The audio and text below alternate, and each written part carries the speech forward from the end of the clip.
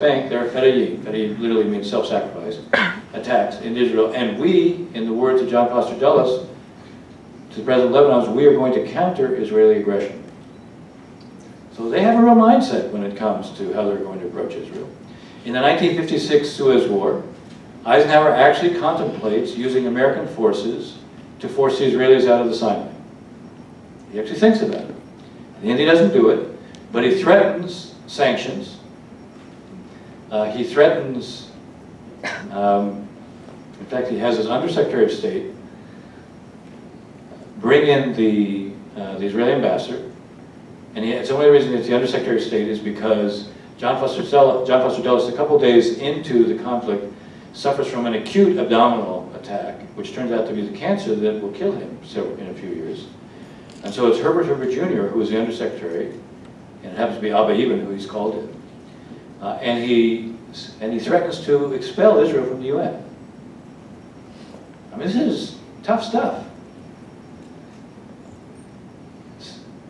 When the Israelis, in fact, at different points, decide that they are going to request arms from us, which they do during the course of the administration, not only have they declined, and this is coming at the time when the Soviets are providing arms. They begin to provide arms to the Egyptians starting in 1955. They continue with arms shipments through the rest of the 1950s. They're providing arms to Syria. After 1958, they're providing arms to Iraq. And the answer to all the Israeli requests is not only no, the Israelis are told that they should really seek the goodwill of their neighbors. Now, these are their neighbors who reject their existence, but they should seek their goodwill. This is the Eisenhower administration. So, yes, the Eisenhower administration is the toughest on Israel. But the Eisenhower administration is not an administration that suspends arms shipments to Israel because, of course, there weren't any arms shipments to Israel. There is one administration that suspends arms shipments to Israel as a punishment. I'm going to get in a minute, I'm going to get into another one that suspends arms shipments, but there's one administration that suspends F-16s to Israel as a punishment. That already begins to give you a hint. Suspends F-16s to Israel as a punishment, meaning a punishment for something Israel did. Which administration was that? Nixon. Reagan. Yes, it's Reagan. You didn't have to answer? I saw you didn't. You restrained yourself. I'm impressed. Okay, it's good. I mean, I'm going to have a quiz with you later. We'll see how well you absorbed everything. Okay, so it is Reagan. Reagan does it after Israel carries out the Osiris attack, the Osiris reactor, nuclear reactor in Iraq. He suspends F-16s. It is interesting that later he thinks, well, gee, maybe it wasn't such a bad idea after all. But he suspends F-16s. He suspends F-16s a second time. He does it a second time in December of 1981 when Menachem Begin extends Israeli law and administration to Golan Heights. In the summer of 1982, which is probably, in some ways, the real low point of relations, during the siege of Beirut, Reagan, on a number of occasions, actually threatens the future of the U.S.-Israeli relationship. Now, this is remarkable because Reagan, in his diaries, talks about, don't the Israelis realize that this is the best friend in the White House they've ever had? And by the way, he means it. You want me to wrap up? 5 minutes. Okay, not even close, but it's okay. I'm going to accelerate now. It's all right. Okay. See, what most of you don't know is that there's a trap door up here. And if I don't finish on time, the trap door opens up. Okay. Okay, I just got an extension of 5 minutes. It's at least on life. It's okay. It's good. And I'll do it. I'll accelerate. It's fine. It's one of the problems with writing an interesting book like this. But okay. So Reagan's instincts, in fact, are very close to the Israelis. But during this period of 1981, 1982, this is a very tough period. And he threatens the future of the U.S.-Israeli relationship. Now he changes. Now you recall we have 241 Marines who were blown up in Marine barracks in the fall of 1983. At the end of the Lebanon, let's say the first part of the Lebanon War, after the PLO withdraws from Beirut, you have Sabra and Shatila, which is really the low point. This is you You have the Phalange forces go into these two Palestinian refugee camps. We had made promises when the PLO withdrew that, you know, nothing would happen to the refugee camps. The IDF is around the camps. They allow the Phalange to go in. So this really is the low point in the Reagan administration with the Israelis. By the way, during the siege, Caspar Weinberger is pushing for us to break relations with Israel, as if they're Cuba or North Korea, right? Okay, we don't do that. Reagan doesn't do that, and things turn around. They turn around because in May 17, 1983, George Shultz negotiates something called the May 17th Accord, in which the Israelis promise to withdraw from Lebanon if Syria does. Now, 8 months earlier, when the Syrians' position in Lebanon had weakened dramatically because of what the Israeli military had done to them, they had promised that they would withdraw from Lebanon if Israel did. But in the meantime, in the 8 months that intervened between September of 1982 and May of 1983, the Soviets have completely rearmed them. The Soviets have gone and deployed SAM-5 long-range surface-to-air missiles, and they manned those sites. So they've replenished the Syrian military. The Syrians are using the Amal militia and others, and the Revolutionary Guard from Iran has set up Hezbollah. Hezbollah is responsible for the Marine barracks. The threat to us is clear. The Syrians now are rejecting getting out of Lebanon and threatening the Lebanese government that's there, and threatening our forces that are there. So Reagan goes back to his roots. And I do say his roots because Reagan during World War II did training films. And in the training films, he was, because of that responsibility, he was among the first to see the films of the liberation of the death camps.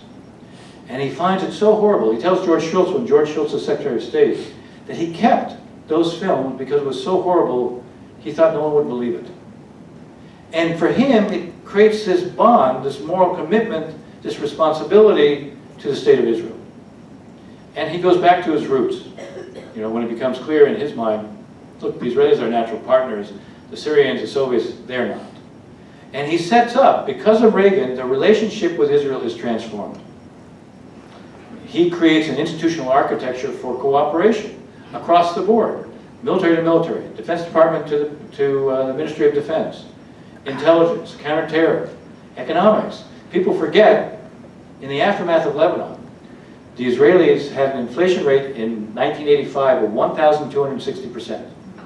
Because of George Shultz and Reagan, we promised $3 billion additional assistance over and above the Egyptian-Israeli peace treaty dividend, which was $3 billion a year to Israel, $2 billion a year to Egypt. Over and above that, in return for the Israelis undertaking a number of reforms, they provided an additional $3 billion. And in 1986, Shimon Peres is the prime minister. The inflation rate has gone from 1,260% to 15%. This is an extraordinary relationship that takes place in the Reagan administration. It is transformed starting in 1984.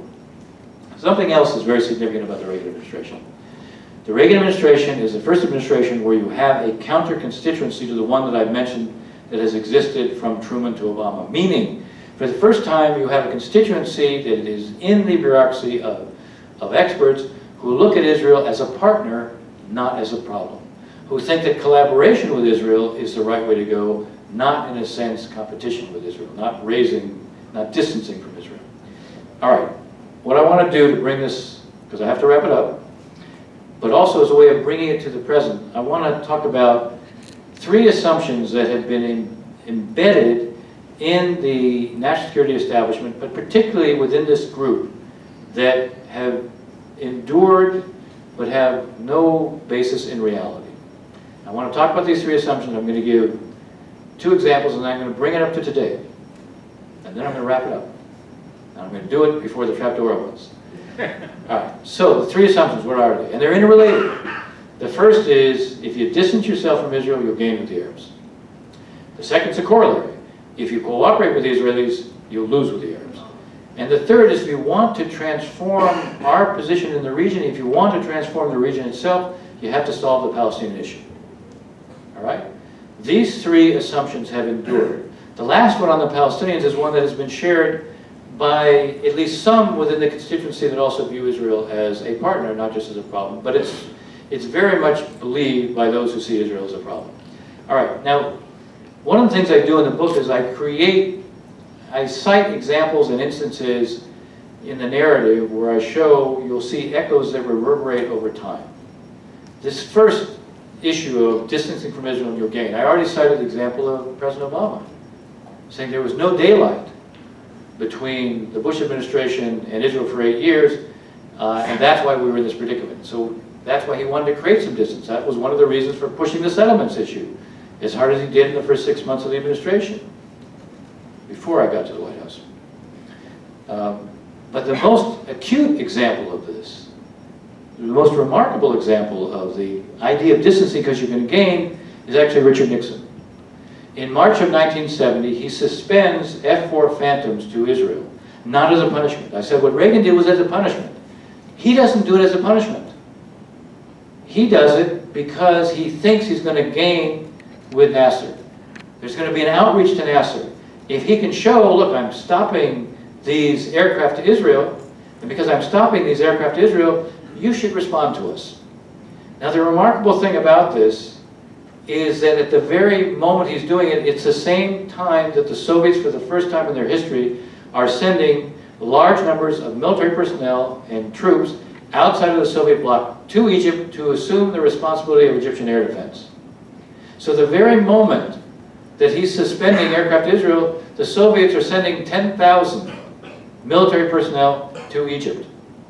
Now, if you think that what President Obama is doing is rather passive in the response to what Putin is doing in Syria, I would have news. I would say to you, that looks almost robust compared to what Richard Nixon was doing at the time. When he does this, as I said, he expected to be rewarded by Nasser. He sends his Undersecretary of State, who is Joe Sisko, to Cairo to see Nasser in the hopes and expectation that there'll be a response to this great gesture by us. And is there a response? It's a rhetorical question. The response is to demand more from us. Right. Second example, which is the issue related to if you cooperate with Israel, you will lose with the Arabs. So the first arms sale to Israel comes under Kennedy. It's the Hawk anti-aircraft missile. The Hawk anti-aircraft missile is a purely defensive weapon system. And yet it triggers an enormous controversy within the administration. Dean Russ, the Secretary of State, says this will set a terrible precedent and it will do grave damage to our relationship with the Arabs. Now, as luck would have it for Dean Rusk, certainly he didn't view it as great luck, as luck would have it, the same day this comes out, the news of it leaks out, happens to be the same day that he is meeting the Crown Prince of Saudi Arabia. Crown Prince of Saudi Arabia, the real leader of Saudi Arabia. And that's Crown Prince Faisal, who in fact will soon replace King Saud as the king. And does Crown Prince Faisal come in and complain about the weapons? Does he come in and say, look what you're doing with Israel? That's it. We're finished. You're dead to us? Does he come in and say that? It's a rhetorical question. No. What does he come in and complain about? He complains about the coup in Yemen that is a Nasserist-backed coup. He says Nasser is now trying to establish a foothold in the Arabian Peninsula. This is a threat to Saudi Arabia. This was his focus. And he wanted American assurances and American military equipment. He wasn't complaining about what we had done with the Israelis. 1 week later, the Crown Prince comes and sees President Kennedy. Does he complain about the Hawks to Israel? I won't belabor this. No. What does he complain about? He complains about the outreach to Egypt. He complains about our economic assistance to Egypt. The economic assistance to Egypt, which is freeing up Egyptian resources to threaten Saudi Arabia. It is threatening Saudi Arabia. It is changing the balance of power in the region. All of Americans' friends are suffering. All of them are at risk. Now, I said, in every chapter there are echoes that reverberate in the future. Does this sound familiar to you? Does it sound like something you maybe recently heard? If you substitute Iran for Egypt, is it not the exact same argument? By the way, in 1962, when not only was complaining about it, he wanted American arms and assurances. The Saudis now are saying the Iran nuclear deal, particularly the sanctions relief, will free up resources which will allow the Iranians to even cause more havoc, more threats in the region, and change the balance of power against all of America's friends. What does this reveal? What do these assumptions reveal? What do these reactions reveal? What they reveal is what matters to the Arabs, what is their most important priority, is security and survival. They will never put their relationship with us at risk or make it dependent on what we do with Israel. Do they like the Israelis? No. Do they want us to be doing things with the Israelis? No, probably not. Are they ever going to make what they do with us dependent on what we do with the Israelis? No, never. Hasn't happened. Because their priority is about their security, their survival. All right, so let me wrap this up. On the Palestinian issue, I'll take that in the Q&A, but I'll explain that assumption. But I want to wrap it up in the following way. The title of the book is called Doomed to Succeed. It's not called Doomed to Succeed ? There's obviously been tension between Obama and Netanyahu. There's a meeting on Monday. That meeting will go okay. The reality is there has been an evolution in this relationship in a positive direction for a very simple reason. We share values with the Israelis, we share interests with the Israelis, and we share threats with the Israelis. And the reality is this relationship will improve over the coming years for another simple reason. Contrast Israel to the rest of the region. We are looking at a region where you're going to see conflict and turmoil and uncertainty for at least the next 10 to 20 years, and the violence in this region will be extreme. It will be of the worst form precisely because it's over something very fundamental, identity. Who owns it, who shapes it, who controls it. There is one state that will stand in sharp contrast to what is going on in the rest of the region. There's one state that has a rule of law. There's one state that has a separation of powers. There is one state that has an independent judiciary. There is one state where you have regularly and unregularly scheduled elections, and where the loser accepts the outcome. There is one state where there is a vibrant civil society. There is one state where there is respect for women's rights and gay rights. That one state is Israel. At a time when the state system in the Middle East itself is unraveling, whatever Israel's problems are, it actually has the institutions to manage it. And it is that sharp contrast, and it is the reality of Israel's institutions and who it is and its capacity to cope that mean that this relationship is doomed to succeed. Thank you.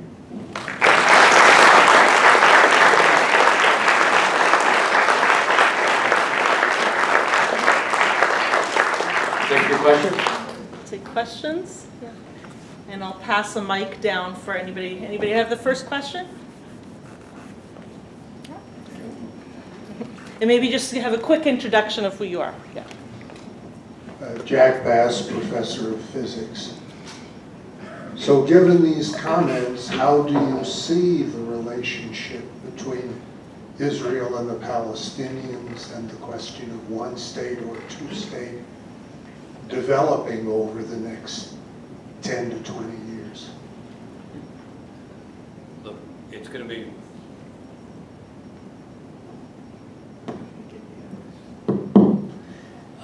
be very difficult to use the paradigm that I used all along in trying to negotiate bilaterally between Israelis and Palestinians. The Palestinians today are too weak and they're too dysfunctional. Their leadership is, in a sense, too distant from its own public. In many ways, they're incapable of making big decisions for peace because it would require concessions which they cannot make. And they can't make them because, in a sense, they don't feel strong enough to make them. So if you want this to evolve away from a one-state outcome, Israel has some choices. It has to figure out a way to separate from the Palestinians. Yitzhak Rabin was the father of the separation barrier. He basically said, we will separate from the Palestinians so we don't become a binational state. I want to do it through negotiations, but if we can't, we'll build a separation barrier so we can separate. I suspect over time Israel will have to take some moves in that direction. The other alternative is have the Arab states assume a responsibility for the Palestinians in terms of the concessions they make. Today, they don't have, I would say, the bandwidth to do it because they're consumed by other things. in addition to not having the bandwidth, you know, they may not want to be exposed to taking certain risks on this. They certainly won't do it at a time when they don't have a high level of trust in us. So I suspect that, now you asked over the next 10 to 20 years, well, I suspect either a different leadership emerges on the Palestinian side, or Arab leaders decide that for their own reasons it makes sense to try to resolve this. The key for the Israelis is going to be taking some steps both to preserve themselves as a Jewish democratic state and being prepared, as I said, not just to take initiatives, but I think also to talk to leading Arab states and say, what would it take for you to assume that responsibility? What would you need from us? Here's what we would need from you to do it. Now for Israelis, since they don't think today they get very much from the Palestinians, they were going to need to get something from the Arabs. This is a good role for the United States to play in terms of trying to broker it, but right now I don't think we're very well positioned to do that. So maybe over time we can do it, but we can't do it right now. Next question. Yeah.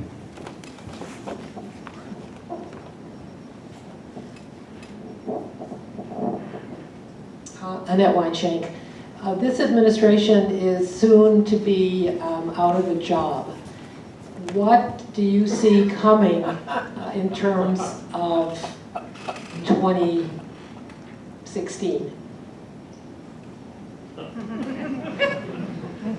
Well, you know, I said we had a dinner this evening at Hillel before I came here, and I started by saying that, you know, one would be smart to be humble when it comes to, or retain their humility when it comes to predicting how things are going to unfold in the Middle East, given the fact that very few things have been predicted over the last couple of years. And so now you're asking me to predict what's going to happen in our election. I don't know. You know, I think it's likely that Hillary Clinton will get the nomination on the Democratic side. I don't know who gets it on the Republican side. So, you know, I think we'll have to stay tuned. I don't know the answer to that. Okay. Next question. Maybe you can yeah, that's easy. Okay. Elsie Barron. I have a comment and a question. My comment goes to your very first question to the audience of whether you thought, or we thought that it was the third intifada. And my personal humble opinion, I think it is, because even though it's 25-year-olds going and stabbing innocent 80-year-olds in the back, the uprising is actually coming from the mosques and from Abu Mazen. They are calling for this to happen. So in a way, I see it as a call to action, not just 25-year-olds randomly attacking people. So that's my personal opinion. And my question is, in light of all the information that's coming out, especially with Abu Mazen just naming a street after one of the terrorists that stabbed a Jew and then was killed by an Israeli soldier. And they're also paying off the families of those terrorists. Why isn't anybody in the administration calling it out? I mean, it's just right there and blatant. I understand Obama's need for darkness and distance, but this is supposed to be our partner. This is who Israel is supposed to negotiate with. And how are they supposed to negotiate peace with somebody who actually calls for their death? There's a couple of things I would say. There's a lot of stuff coming out of the mosque.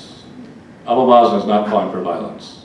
He's not, and he's allowing the Palestinian security forces to work and cooperate with the Israelis. They are in fact tamping down a lot of the violence. It is true that he contributed to the incitement by saying the Israelis were trying to change the status quo. There's no doubt about that. But he cooled his rhetoric since that time. Yes, they're receiving the bodies and then treating them as martyrs, partly because they want to control us and not have Hamas or others control it. But the real heart of your question is, why don't we call them out on incitement? And it's a good question. I mean, there was one statement that Kerry made on incitement, but it was made one time, not repeated. It was never said the way it should have been said, which is this is untrue, it's false, and it's making terror more likely, and it has to stop. We don't do it because somehow we treat incitement as if, oh, well, what do you expect? You know, I mean, incitement is an issue that should be part of the public discussion. And it should be clear, if Palestinians want to state, the incitement has to stop. You know, this is, again, it's part of a reality that says, well, the Palestinians are too weak to criticize. And that, when you read the Obama chapter, as you all will, you know, you'll see that it's a very fair chapter, it's a very balanced chapter. There are things that Obama does for Israel that he doesn't get credit for sufficiently, which is on security. And there are things he does where he separates, he criticizes the Israelis but doesn't criticize the Palestinians because he sees the Israelis as strong, the Palestinians as weak, and he puts the entire onus on the Israelis as a result. My own argument is that does the Palestinians no favor. When you give the Palestinians a pass, why would they ever do things that are hard for them? And it is hard for them. Their political culture doesn't rationalize compromise. So when you're asking for them to take big decisions and you give them a pass when they don't, well, guess what? They're not going to do it. Question, let me just, maybe we'll get a student in now, because we got some community members, so if you, so try to make it quickly over here.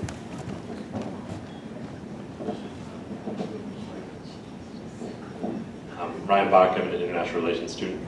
My question was more to ask whether you think that, what do you think about like the personal relationships between the leaders of Israel and the United States and how they have impacted kind of the process historically, and then I guess specifically how Obama and Netanyahu have had a lot of conflict and how that might have influenced how the relationship has maybe stagnated or become a little bit worse. Look, when you read the book, one of the things you're going to see is that the relationship between Obama and Netanyahu is not unprecedented. Reagan used to say about Begin, he makes it really hard to be a friend. George H.W. Bush was gracious with every foreign leader except one, Yitzhak Shamir, who he felt had misled him in a private meeting. Bill Clinton, who I described as being the one president and one administration where those who viewed Israel as a problem had no real influence or no significant weight. You know, there was one point when he was so mad at Bibi that Bibi came to the country, he didn't see him, wouldn't talk to him on the phone, and their planes were parked next to each other at LAX. But he wouldn't make it a policy. He wouldn't come out and openly criticize. So there have been these kinds of relations before between presidents and prime ministers. The striking thing is, every time we've seen it, the relationship afterwards ends up improving. And part of it, again, gets back to the basics of the relationship. There's one democracy in the Middle East, only one. Now, it doesn't mean we don't have differences. It doesn't mean we don't have differences, for example, over the settlements. But there are things that drive us together, and the personal relations, one of the things in the past is when you had personal relations, the constituency that viewed Israel as a problem, when there was tension at the presidential level, those who saw that felt it gave them a kind of license to do more against Israel within the bureaucracy. So there is that reality. But it's also counterbalanced in some respects by the fact that you end up seeing improvements after the fact. And there's this tendency to want to mend fences after you've had periods where there's a kind of dissonance. So I don't see, even though the personal relations can't be dismissed, I don't see them having an impact over time, because they really haven't when you've seen tension. By the way, you know, when you've had some of these periods, the president who comes in next tends to want to immediately demonstrate the kind of intimacy. So, you know, Carter's not seen as being very close to the Israelis. Reagan initially wants to prove his warmth towards the Israelis, although some of the Israeli actions create this tension in the first 2 years. Bill Clinton after George H.W. Bush, you know, George H.W. Bush is the guy who he declares he's one lonely guy against thousands of lobbyists at the time of the loan guarantee issue. He gets 11% of the Jewish vote. His point, by the way, one of the things I say at the end of the book is there's some alarm bells. I say the relationship is doomed to succeed. It doesn't mean you take it for granted. there are some alarm bells. One is this relationship becoming a partisan issue. Israel cannot be a partisan issue if this relationship is going to be healthy over time. What has made Israel and the United States and this relationship a strong one has been that Israel is an American issue, not a Republican or a Democratic issue. It doesn't mean that each party hasn't played for partisan gain at certain points. Certainly, in the Democratic campaign in 1992 against George W. Bush, there's a real appeal in the Jewish community. As Bush gets 11% of the vote. And the Republicans are trying to do that now, given what they see as a distance between Obama and Netanyahu. But, you know, Bibi is perceived clearly by some Democrats as having been overly partisan. It is interesting in this upcoming meeting, this upcoming visit that he's coming to the States on, he's now going to go visit the Center for American Progress, which is a think tank in Washington that is a Democratic think tank, and it's very much associated with what I would call the progressive side of the Democratic Party. And he's going to have, he's basically going to speak to them. Well, that suggests he understands he wants to reach out to the Democrats right now, and that's a good thing.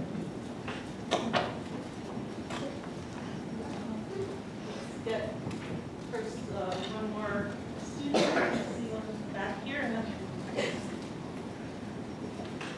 then Michael Downs, international relations student. Now, earlier you mentioned that there's sort of this mentality in the Middle East between the U.S. of if the U.S. works too much with Israel, then they're going to lose face with the Arabs and vice versa. So I guess my question would be, is it possible at all for the U.S. to have its cake and eat it too, where it could have a healthy relationship with both the Arab partners and Israelis? And if so, what would that look like? Well, it's a good question, and the truth is what's sort of embedded in the book is that, yes, you can do that, because the priorities of the Arabs and our priorities and priorities of the Israelis can be such that, you know, they don't have to love each other for us to be able to have an effective relationship with both. What's interesting now, ironically, is that Israel's relationship with Egypt is probably better than the administration's relationship with Egypt. And so there's a strange kind of anomaly there. But there's, if you think about it, there's a convergence of interests, and because there's a convergence of threat perception. The Israelis see Iran as a major threat. The Saudis, all the Gulf states see Iran as a major threat and see Israel as a potential bulwark against it. You know, the radical Islamists, the Sunni radical Islamists are a threat. We certainly see that as a threat. So, you know, to the extent to which you focus on how you deal with common threats, you can cement a kind of natural relationship among, in this triangular way. I mean, the interesting thing today is that basically we are not doing as well with our traditional friends in the region because we're not seen as being as reliable, perhaps, as we once were. For them, the key issue is security and survival. Now, it doesn't mean we have to do exactly what they want, and sometimes they're doing things domestically, internally, which we think are ultimately threatening to their own stability.